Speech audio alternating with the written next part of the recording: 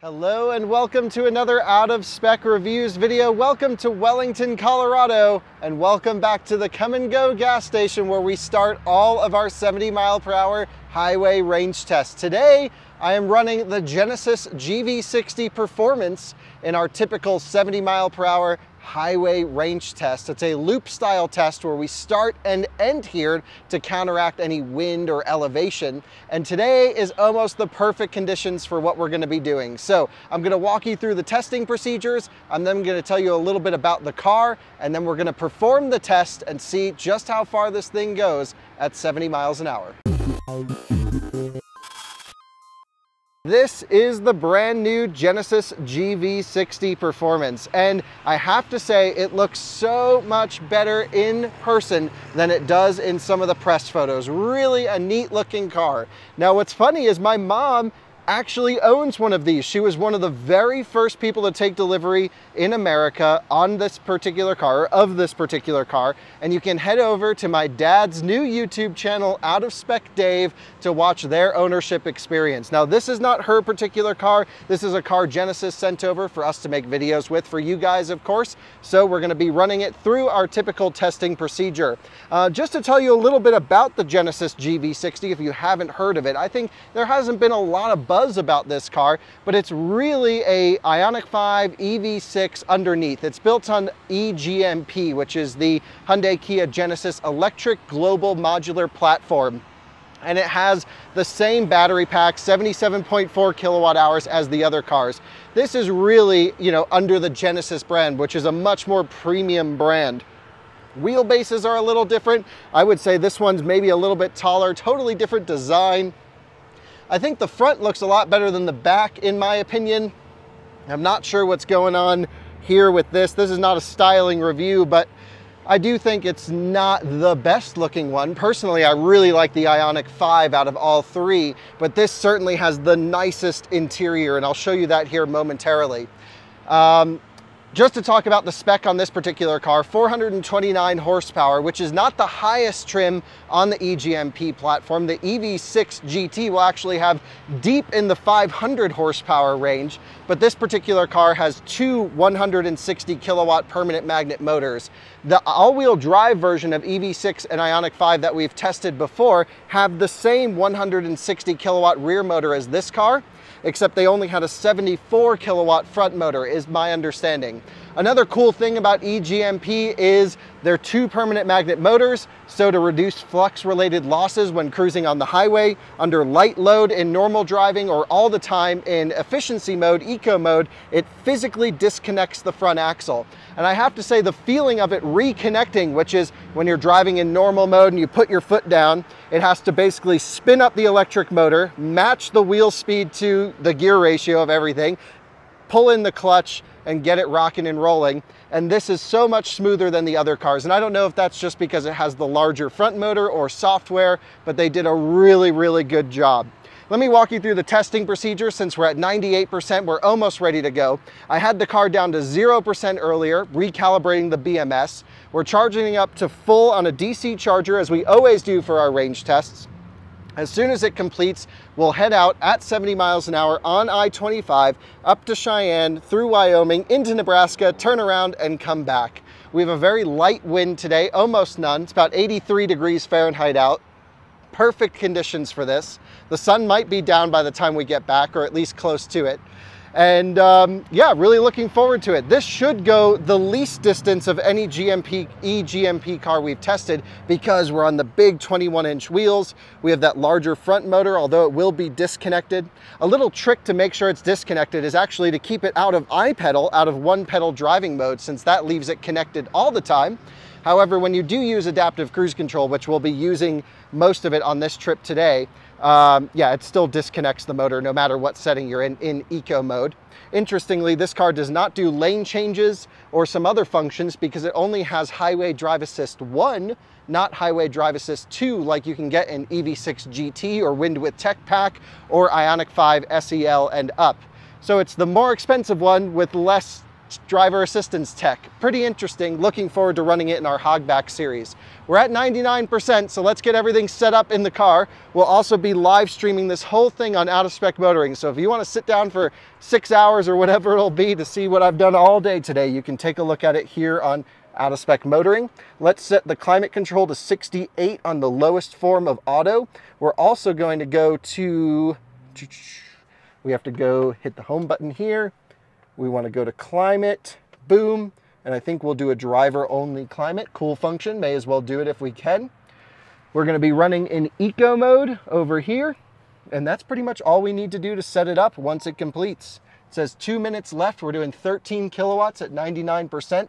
I'm going to get the live stream guys set up, get us unplugged as soon as it completes, then we'll head out on the loop. We have just completed charging. I've shut climate control off. You can see that 100%. The car's predicting 260 miles based off of previous driving in eco mode on the right. I've reset our after recharging situation right here.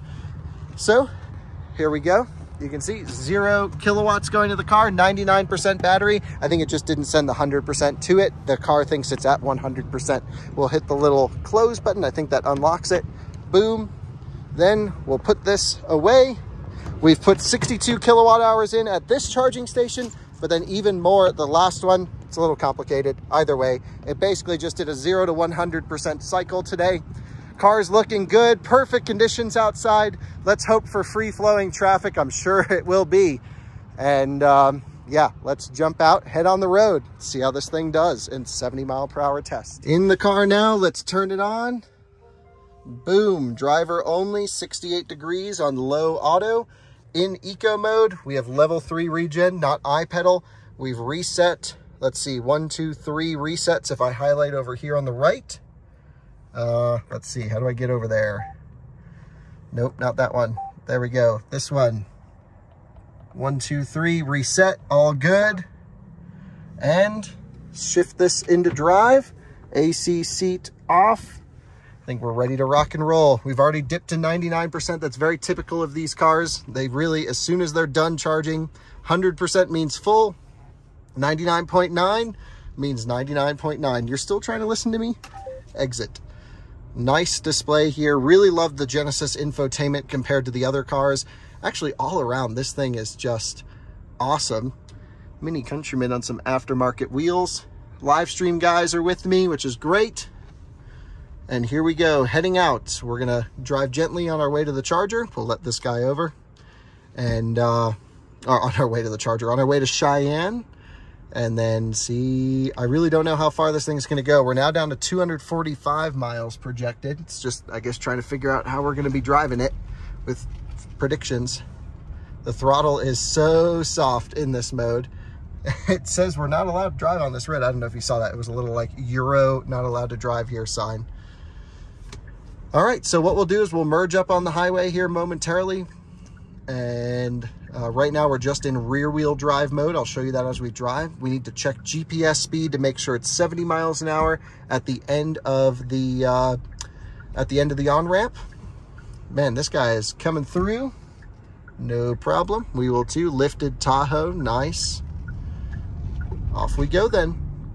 And here we go, stuff's flying around, merging onto the on-ramp. We try and hit 70 miles an hour all the way up there at the end. So nice, gentle accelerations. You can see we're just using rear wheel drive right now. And then if I was to put it in iPedal, it would be using all 4 wheels to power this thing. It would engage the front axle, basically. Front axle engages under braking for regen when you use the physical brake pedal. 63 miles an hour, 4, 5, 6, 7, 8, 9, 70. Perfect. Lock it in. Boom. Highway drive assist 1 locked in at 70. Pop in the left lane. Trucks typically do 68, so they're slow passes. That is the one downside of choosing this speed. We'll have some connection issues for the live stream guys on the first bit of this trip, as always. But wow, perfect day for this. Almost no wind. Just a beautiful, beautiful drive. I'm gonna double check that that is 70 miles an hour GPS accurate. And that's really it. The last thing I have to do is just sit here and pilot this thing as we go down the road. Absolutely gorgeous drive as we head up into northern Colorado, close to the Wyoming border up ahead. We've learned 70 miles per hour indicated as true 70 miles per hour GPS speed. I have my head-up display in the distance, which the phone does not pick up, sadly, so you guys won't be able to see that. But we're just cruising along nicely, having a great trip, and yep, doing great lane centering, great adaptive cruise, although we haven't come off 70 miles an hour at all. Cruising along with the rear wheels only, of course, and just enjoying the drive. Really quiet with active sound cancellation in here. A very quiet car. Same thing with EV6 and Ioniq 5 that we've noticed. We are just crossing over into Wyoming right now. There goes the welcome sign, and unhappy to report, it's the first time in a long time I've passed that sign below 90% state of charge. So that is maybe not the best of signs as to how well this car will do throughout the test today, but only time will tell. We need to do a loop style test because we gained a bit of elevation coming up here. And then of course we'll lose it on the way back. We're talking minor, but certainly enough where a loop style test is needed for any kind of range test. Well, we're down to about 80% state of charge or so, 82 right here. And I just wanted to point out this display. Really nice display. This little tick mark right there is what we've been averaging up to this point. And then the little blue line is what we're getting actually right now. So right now, cruising, even with a slight little side headwind coming at a little bit of an angle, getting 4 miles per kilowatt hour. In a big, tall car. That's not too bad. Our efficiency is climbing up from when we started. We're up to 2.6 miles per kilowatt hour right now, 41 miles into this thing. I'll update you throughout the drive, but pretty much doing a great job of lane centering. So much less wobbly that I've noticed from other HDA1 systems that seem to have a hard time just staying locked in the center of lane. So perhaps it's had a small software update for that. But overall, yeah, this thing just cruises. So quiet with active noise cancellation. And what a perfect day, perfect conditions for this range test. Just sitting on flat ground, 70 miles an hour. Exactly what we like to see. It really doesn't get any better than this to give this a fair chance. We are at 75% state of charge. Again, conditions are perfect. We're averaging 2.8 miles per kilowatt hour. We're 57.8 miles into this test, and usually the first bit is the worst in our loop, so maybe that bodes well for this car. We'll have to see. We're almost an hour into this thing, so we got a lot of driving left to do before the story is told. Sometimes cars don't show their percentages super evenly down the whole range to zero. We'll just see what happens when this thing shuts off and get the final results. But for now, what a cruiser this thing is. Great road trip car, fairly okay range and efficiency. Not the best with efficiency, but fairly okay. But then the recharging time just makes up for all of that. So I'll take less efficiency and faster charging any day of the week personally.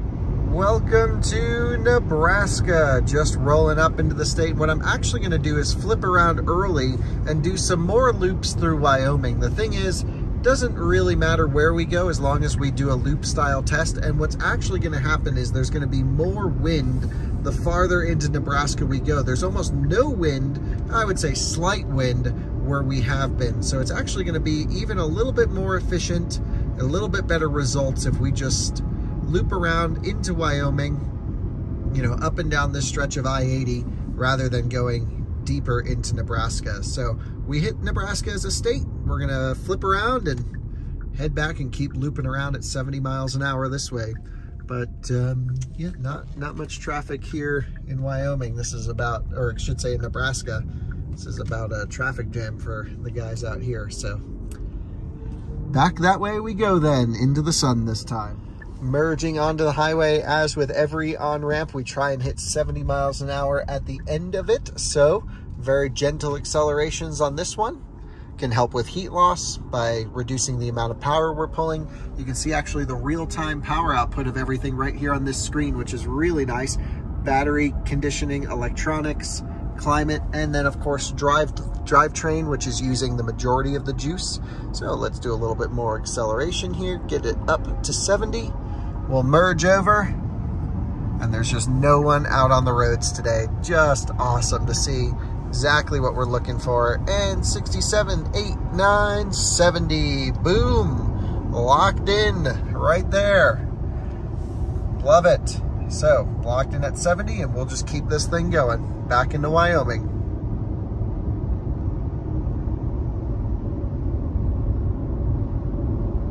You now join me at 50% state of charge, halfway through our test, hour and 41 minutes into this thing. Doing the loops back and forth in Wyoming on I-80. We've driven 112.8 miles, averaging 2.9 miles per kilowatt hour, which is right where I'm expecting this car to come in at. Again, the Ioniq 5 3.1, I think EV6 a little bit better than that, and this is expected to be a bit worse with, again, the same battery pack. So we'll see, but right now it's projecting well over 200 miles, looking in that 220, 225 mile range, which isn't bad, especially considering how fast this charges and that you can get more efficient GV60s being, you know, smaller wheels and things like that and a rear wheel drive. So all in all, really loving this car. Just avoiding some of the higher wind areas, and the test is going so smoothly. Super impressed with Highway Drive Assistant 1, which is the worst one than 2, but I think the software or the camera on this car is better than the others that I've tested. Almost no lane wobble at all, even considering I was driving directly into that sun before. So call me impressed. I'm very happy. Wish I could turn the massaging seat on, but it's not per our testing procedure. Look at this incredible sky, just absolutely gorgeous. There you can get a taste of the head-up display. Pretty nice display right there, giving directions and everything. We are at 25% state of charge, and we've driven 169.5 miles so far into this thing for 2.5 hours. Efficiency is holding steady at 2.9. We did see it briefly up at 3 miles per kilowatt hour, which was pretty good. 54 miles projected remaining. We have about 44.5 miles back to our destination, but keep in mind, these cars have a hidden buffer of 5.5% below zero. So technically we're still at about 30% state of charge usable. They really try not to have you run out down low though. So I think we'll get it down into that 2-3% range, you know, below zero, I should say, you know, where the battery pack is. I have an app I'll show you when we get closer down there that shows me all the battery pack info. The lowest I've heard of going down on one of these is at 2.5% actual state of charge, which is about, again, 3% below zero. And so we'll just play around with that as we get closer, but let's get on down closer to the charger, make sure there's no issues getting down I-25 once we get off I-80 in about 15 minutes or so. And then, yeah, we'll loop around closer to the charger at that point. But incredible views, couldn't ask for better conditions for this test. Really just a wonderful experience. We have reached 10% state of charge. We have our first warning right here on the screen. It says 10% reached. The sky, really dark blue now. Absolutely gorgeous. We're gonna just keep running this thing until we're well below 0% indicated. I checked the state of health on this battery pack using the Car Scanner app. It's 100%, so I feel pretty confident we can go below zero. Not sure I would do it on a car with age or that's not totally calibrated, but again, I left this parked overnight at 10%. I then full charged it and let it sit for a little bit. And then, of course, we did all the events today. So that is hopefully a pretty good calibrated fresh car. It's got under 4,000 miles on it, and yeah, let's see how this thing does. And now our second warning has popped up at 5% state of charge indicated. It said low EV battery warning, 5%. It also popped up power limited, although turtle mode, at least last time it hit, didn't hit till 0% state of charge. Here is the Car Scanner app I was telling you about. So we have 9.5% actually in the battery pack. 5.5 is what is displayed as usable. So I think this will be a pretty good spot to turn around just because there's no traffic up here. And I think we can keep on this loop, or we can even run on these B roads over here at 70 miles an hour, no problem. But yeah, let's pop on the highway, head back the other way. We have to go uphill a little bit. We're at 3.1 miles per kilowatt hour. But again, I think we'll end at 3. At least that's my theory. We'll see. but we're gonna definitely go below 0 because we can use a little bit of this, but I wouldn't recommend doing this unless you have the data to know exactly where the battery pack's at and to make sure it's not doing anything funky, because once you start getting some weird readings, then it's like, okay, voltage sag, all these things can contribute to you running out. So don't do what I do. We're just doing this for testing. We are approaching our exit up ahead. We are at 1% state of charge. Haven't even hit turtle mode yet. The thing just keeps cruising. Battery pack shows 6% available. And again, so there's about a 5% buffer like we had discussed below 0, at least on this one. State of health is 100% on this car. Just kicking it off 70 miles an hour here, 226.5 miles. Let's just get level 2 regen here going. So 226.6 at 70, down to 1% indicated. That's pretty dang good, I would say. I'm gonna pop over on some of the side roads over this way and run this thing down to about 3% state of charge. But below 0, of course, so 3% on the full battery pack, and then we will you know, pull over to the charging station. I think we're going to target around 2 or 2.5%. I don't really think there's a need to go much below that. But yeah, we'll just kind of cruise up and down here. Again, speed limit's 55 on these side roads. If we run out, it's not a huge deal. And, you know, just in case there's something weird, but just gentle accelerations up to speed. And we'll cruise, again, right around 70 miles an hour, but, you know, probably between 50 and 70 now, something like that, just to run it all the way out. Battery charge is insufficient to reach destination. And here we go, turtle mode engaged. Let's just give it a quick little acceleration. Yeah, still feels pretty quick, I have to say. Like, I'm not gonna do that too much or really at all. That's the hardest I've accelerated all day, but still has plenty of juice. And I love that turtle mode kicks on at 0%. We're indicating 0.5% to the user and 5% on the battery pack. Again, I'll probably just run up to this stop sign up over here. We're doing 55 miles an hour. I think it's a reasonable speed. And yep, can't put on cruise control in turtle mode apparently. So have to drive it manually. Oh well, that's all right. And if we run out, we run out. 0% state of charge, 0 miles, still cruising. So we've been driving zeroed out for a little while now. I'm just getting us over the hill, crossing the highway on the side of the chargers. Looks like there's a Kia Niro electric plugged in. Nice to see that being used, pretty sweet. It says we've arrived at our destination, no worries. Now, typically I would be worried about, oh, you can actually give a little rating if guidance was satisfactory. I would say, yes, smiley face, okay. Typically I wouldn't put in the destination of being a fast charger to a car with preconditioning, but I kept an eye on the temperatures and the car did not precondition at all. I wanted to see if it would. And I think it only does it in very cold temperatures because the battery pack temps are still pretty good for fast charging. So we have 4.5% on the battery pack. I'm just getting us over on this side of the road and we're gonna drive up and down the infamous road where we run every EV out beyond 0. Power limited, turtle mode. Stop yelling at me. We're gonna keep going, as always. And I think we're about to reach our final turnaround. We'll get it to the top of this hill, make a U-turn, and then head into the charging station. I feel like we've definitely gone lower than most people would go, many miles past 0%. The car is indicating 3.5% usable, which I feel like is pretty low. So let's let traffic clear out here, and then we will make ourselves a U-turn. The red ambient lighting is looking pretty cool. Pretty sure you can change the color as well. Red probably wouldn't be my choice, but feels very fighter jet-like. Cruising along here between 52 and 55 miles an hour, just nursing it back in.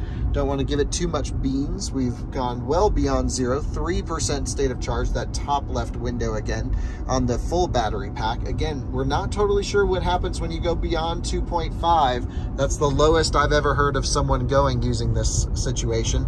And similar to the F-150 Lightning, it probably won't let you go all the way to 0. So my impression is that we're pretty far out of juice.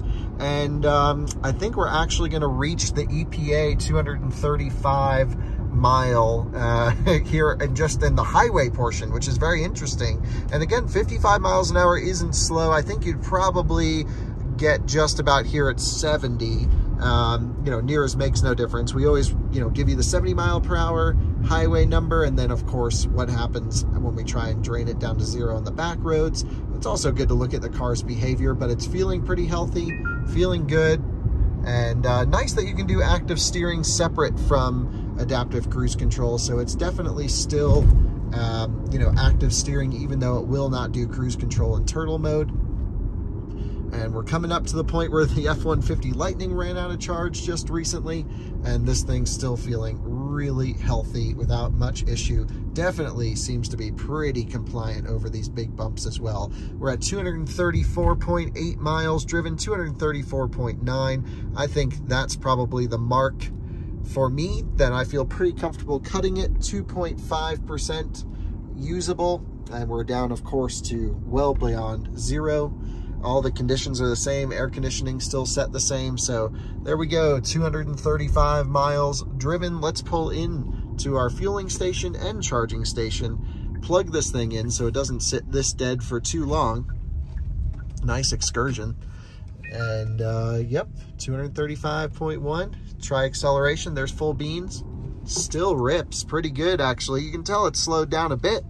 But man, there's life left in this thing. I bet we could get another 2 miles out of it, but I think this is probably safe for us. Those two chargers on the end are paired, and these two are paired. So we'll take one of the ones on the backside, since this will max out the 125 kilowatts or so of them being paired.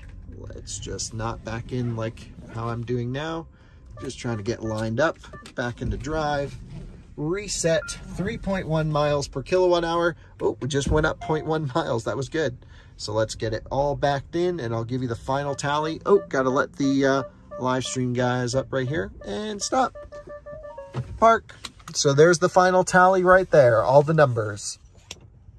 And here we go, plugging in the CCS connection.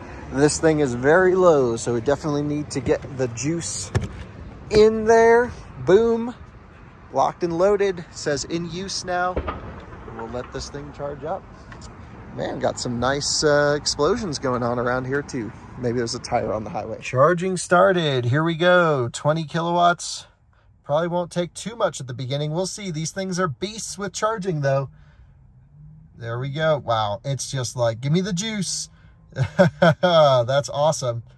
Great to see. Really efficient. I'm impressed.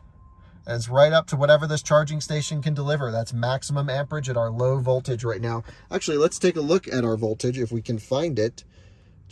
Maybe on page 1. Bjorn style. Let's see.